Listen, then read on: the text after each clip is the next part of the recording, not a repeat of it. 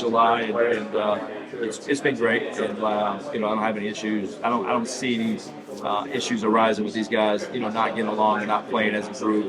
Trying to win a championship. Expectations. You have to hear the expectations that are out there. We all hear it. Sure. How do you approach that? Just think if you don't, I just think if you don't add up, stack consistent days, none of it matters, right? And so just, they're out there regardless if it's NC State or Florida State or, Clemson or, other leagues, other programs. I mean, you hire a guy like Coach Wade, everyone kind of knows what comes with it in terms of, how he's going to win and win quickly. So it's just going about your day, in terms of just doing what you need to do in order to get better that day. And when November gets here, hopefully we've won enough days to where the expectations just kind of take care of themselves. Bobby Lutz has always spoken super highly of Coach Hoiberg. What are some of the things that you were able to take away from him? Bobby's a great person. I love Bobby, but I spent a few days around Bobby out in Nebraska. I just think who Coach Hoiberg is as a person. You'll never find anybody say a bad thing about him. He is genuinely, for all that he's accomplished in his time, in his professional career, who he is as a human being, the humility that he carries himself with, it's unmatched. And getting a little emotional thinking about him right now because it was extremely difficult to leave him, and how fair he is, how honest he is, what a great husband and dad he is. He's an unbelievable role model for all of us, and I know where Bobby's coming from, with how he feels about it, because it's not just Bobby, myself, it's anyone that's ever worked for him, has the same sentiments about Coach Hoiberg, and the depth of the density of knowledge that he has in terms of the game, everything he's done in his life professionally. I mean, he's one of the most competitive humans, but he doesn't do it in a way that other folks do it. You don't look like Coach Hoiberg and play 10 years in the NBA if you're not a competitive person, and he was a great player, and so to stick and to make it the way that he did, how consistent he is, how driven he is, it was the best 3 years of my professional career, and I learned a ton, and like I said, I was telling a few of these other guys, I was a mess for a couple of days talking to them about the possibilities of this happening. And, that was because, professionally for me and my family, just felt like we needed to get back south around some family and be closer to, I've got family in Boone, North Carolina. And so, to make that move was the only reason why we did it. But Bobby's right. Fred and his family are the best people out there. And I could work another 100 years in this profession and never work for somebody as good of a person as Fred. And I say that with the utmost sincerity, and that I loved every second of every day that I worked. The rules were different, but people forget maybe now. Fred was kind of like the transfer portal before it became cool. Yeah. And he had to put together teams at Iowa State with different guys. Anything that you've learned over the years that will help NC State put together this team in a quicker fashion since with all the new pieces? Fred and his staff at Iowa State, they were the first to do it. And, redshirted some kids, got some kids immediately eligible, found some loopholes to that. I think just being able to build your team with the necessary needs that you have. I mean, that was Coach's thing. He never went out and duplicated guys and got two portal guys at one spot that stunted anyone's growth in our program. And so just getting the right guys that fit your system, being able to see out there in the Big Ten and how important it was for him, coming from the NBA, just the positional size, the skill, the shot making, qualities that you have to have in order to win big in conference games because the margins are so small.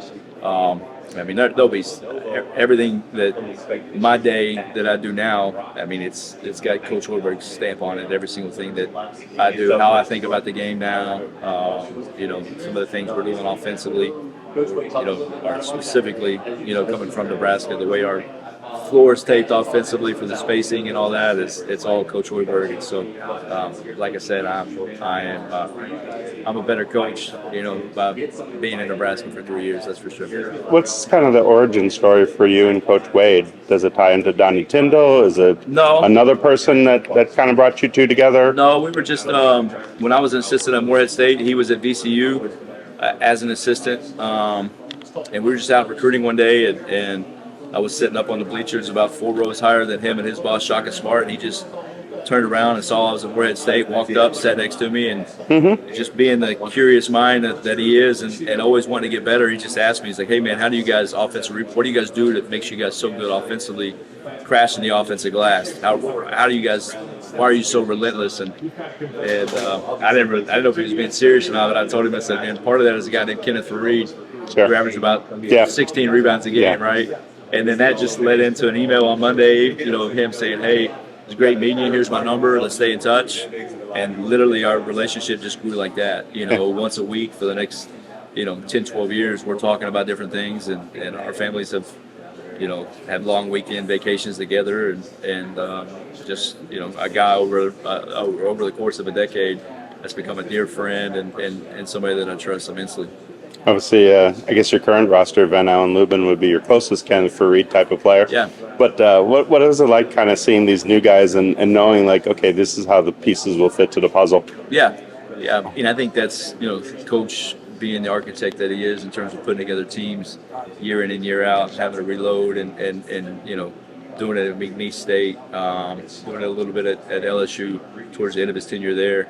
I think Coach went out and specifically got guys that, were positional needs and roster needs for us. And being able to go get some old veteran guys in those roles has been pretty cool to see them all come together. And, I think it's going to be a team that, a lot of people will enjoy watching and will look like a typical Will Wade, team in terms of long and athletic and fast and relentless and cover up the court for 40 minutes. And you guys will have a very challenging non-conference slate. So what is that going to be like to get them ready for the ACC? Yeah, just a lot of hard work this summer, and then coming back in the fall and building on it. The good thing about it, the roster getting ready for ACC play is, we've added guys from the Big 12, we've added guys from the ACC, we've added guys from the Big Ten, and they've all won, and they've all been coached by, Hall of Fame type, caliber coaches. Kelvin Sampson, Trey Archino being coached by him for 3 years. We don't have to get him going in practice. He knows what it's supposed to look like. Trey Holloman, coming from Tom Izzo and winning a Big Ten regular season championship, which is the hardest thing in college basketball to do. He comes in, when the clock starts, ready to go. And so, the way these guys work, it'll be by the time September, October, November rolls around, they'll be ready to roll because they all came here to compete for a championship. Sure. You mentioned Trey. In that case, you saw him. Sure. You coached against him. You watched film of him before the game. Yeah. So there was a lot of prep to know what Trey's game is like. How much of an advantage is that for, when you try to recruit him, that like you understand what he brings to the table? Yeah, I think a little bit. The other part of it is you got to be able to get him right. Like Trey had a lot of really big suitors.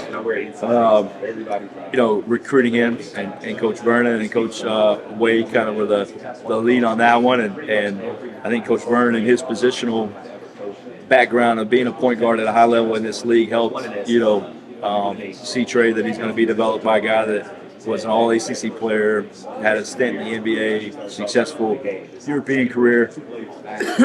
Obviously, when they, initially went in and Vern started the conversation, he called and asked, what do you think of Trey? And I gave him my opinion, and then, he ran with it. But yeah, Trey's going to be able to come in and be the perfect Will Wade point guard. He's tough. He's relentless. He's fearless, and so he's going to be a really good player for us.